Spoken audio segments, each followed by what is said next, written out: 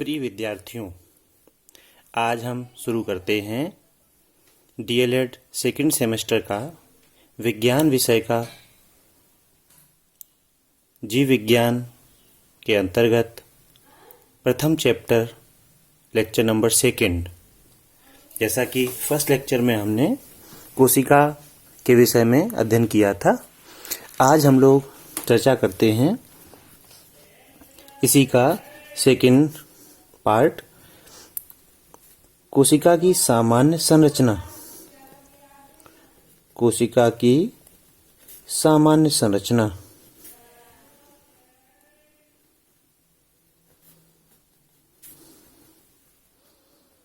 General structure of cell. देखिए,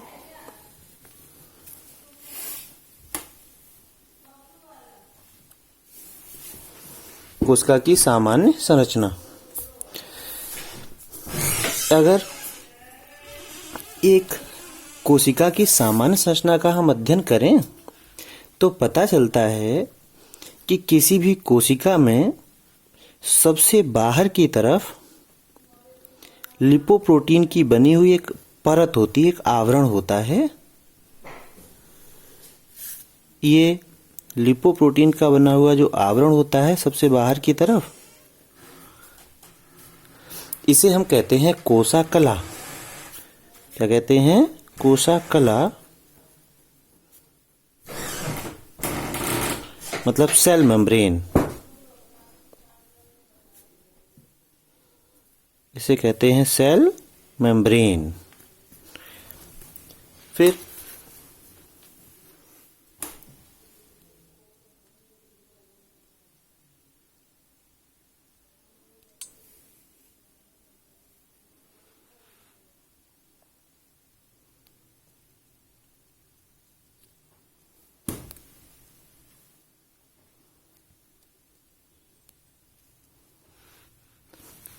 इस कोशाकला के अंदर जो भी पदार्थ भरा होता है, इस कोशाकला के अंदर जितना भी पदार्थ है, उस पूरे पदार्थ को हम कहते हैं जीव द्रव्य।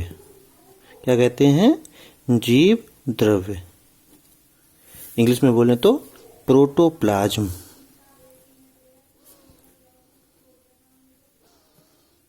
इसका मतलब कि इस कोशिका के दो भाग हुए, पहला भाग कोशाकला और दूसरा भाग जीव द्रव्य।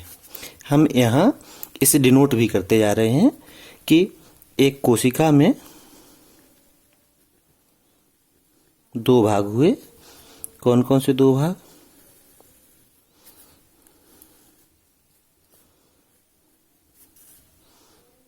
पहला भाग कोशाकला,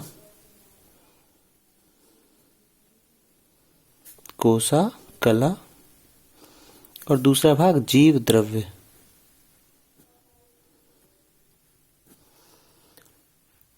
अब हम जरा देख लेते हैं जीव द्रव्य में क्या क्या होता है। ये जो जीव द्रव्य है, इसमें यहां उपस्थित होता है एक केंद्रक। क्या उपस्थित होता है? केंद्रक। ये तो हो गया केंद्रक। और यहां पर उपस्थित होता है कुछ और पदार्थ। ये इस पदार्थ का नाम है कोशाद्रव्य। क्या नाम है? कोशाद्रव्य। ये जो पदार्थ है इसका नाम है कोशाद्रव्य। और ये जो संरचना है इसका नाम है केंद्रक। केंद्रक को अंग्रेजी में कहेंगे न्यूक्लियस और कोशाद्रव्य को अंग्रेजी में कहेंगे साइटोप्लाज्म।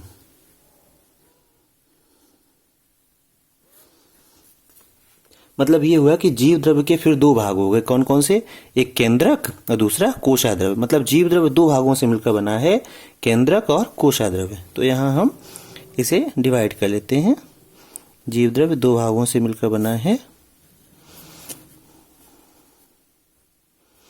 पहला भाग केंद्रक और दूसरा भाग कोशाद्रव्य।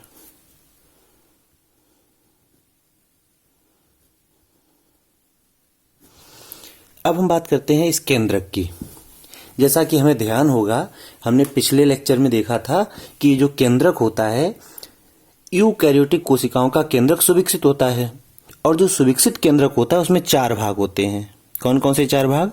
केंद्रक में सबसे बाहर की तरफ ये वाली जो झिल्ली है इसे कहते हैं केंद्रक कला। क्या कहते हैं? केंद्रक कला। केंद्रक के 4 भाग। पहला भाग केंद्रक कला, केंद्रक कला।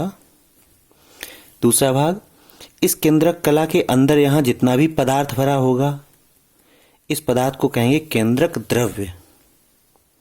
क्या कहेंगे? केंद्रक द्रव्य। द्रव नहीं है, द्रव्य। द्रव्य माने मैटर, पदार्थ। फिर इस केंद्रक कला के अंदर ही यहां पर पाया जाता है डीएनए और उस डीएनए के साथ में हिस्टोन और नॉन हिस्टोन प्रोटीन्स जुड़ी रहती हैं। जब इस डीएनए के साथ हिस्टोन और नॉन हिस्टोन प्रोटीन्स जुड़ जाती हैं तो इसे कहते हैं क्रोमैटिन। क्या कहते हैं? क्रोमैटिन। तो ये हो गया क्रोमैटिन। और यहाँ एक नॉन मेम्ब्रेनस स्ट्रक्चर उपस्थित होता है, इसे कहते हैं केंद्रिका। क्या कहते हैं? केंद्रिका।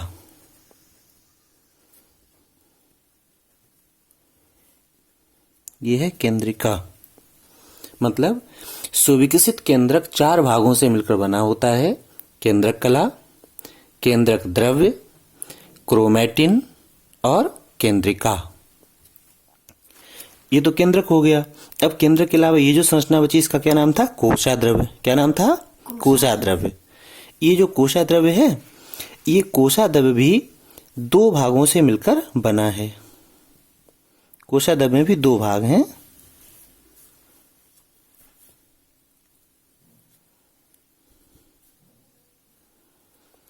कोशाद्रव्य में 2 भाग हैं। एक भाग तो इस कोशाद्रव्य का मैट्रिक्स है। क्या है? मैट्रिक्स। और इस मैट्रिक्स में कुछ पदार्थ पड़े हुए हैं। मैट्रिक्स में जो पदार्थ पड़े हुए हैं, जो स्ट्रक्चर्स पड़े हुए हैं, संरचनाएं जो हैं, 2 प्रकार की संरचनाएं हैं। ये जो संरचनाएं हैं 2 प्रकार की, उनमें से कुछ संरचनाएं ऐसी हैं जो जीवित संरचनाएं हैं। कैसी संरचनाएं हैं? जीवित संरचनाएं हैं। यहाँ पाई जाने वाली जो जीवित संरचनाएं हैं उन्हें हम कहते हैं कोशिकांग। क्या कहते हैं? कोशिकांग।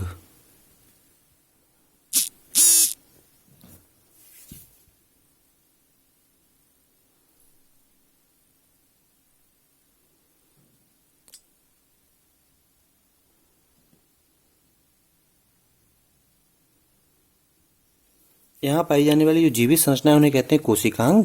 और कुछ निर्जीव पदार्थ पड़े होते हैं उन्हें कहते हैं सेल इंक्लूजन्स। ये जीवित वाले संरचनाएं इन्हें कोशिकांग कह दिया और ये निर्जीव पदार्थ के हैं।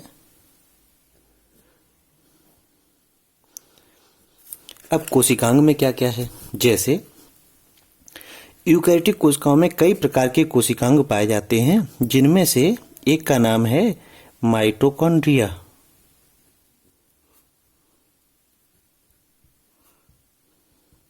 माइटोकॉन्ड्रिया। दूसरे का नाम है लवक। लवक।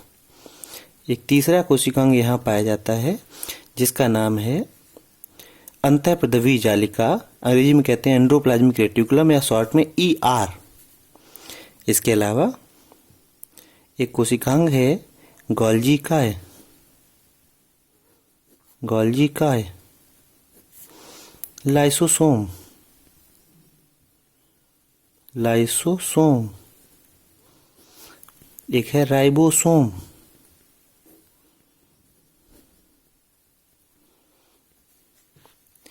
एक है सेंट्रोसोम।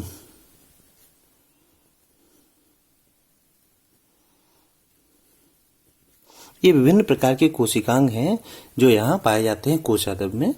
कुछ निर्जीव पदार्थ भी पाए जाते हैं। निर्जीव पदार्थ का मतलब विभिन्न प्रकार के प्रोटीन्स, प्रोटीन के कुछ कण होते हैं या वसा के कुछ बिंदु पाए जाते हैं या फिर कुछ प्रोटीन के कण हो सकते हैं, वसा के बिंदु हो सकते हैं, ग्लाइकोजन या कार्बोहाइड्रेट इत्यादि के कुछ कण संचित भोजन के रूप में यहाँ उपस्थित हो सकते हैं। ये जो पदार्थ हैं ये सब निर्जीव हैं। तो ये संरचना हुई कोशिका की एक सामान्य संरचना। इनमें से अलग अलग प्रकार के जो कोशिकांग हैं, जैसे कि माइटोकॉन्ड्रिया यहाँ कोशिका द्रव्य में उपस्थित होगा। जैसे मान लीजिए कि ये माइटोकॉन्ड्रिया है,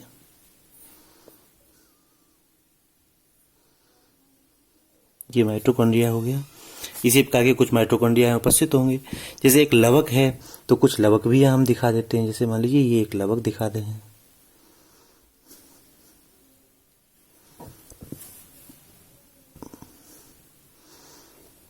ये लवक इस प्रकार के उपस्थित होंगे। यहाँ अंतःपदवी जालिका होगी। अंतःपदवी जालिका को ऐसे दिखाते हैं।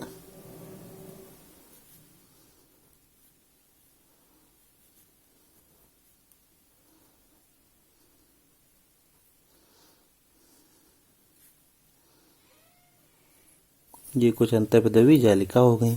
फिर क्या है, गोल्जी का है। गोल्जी का कुछ इस प्रकार की संरचना होती है।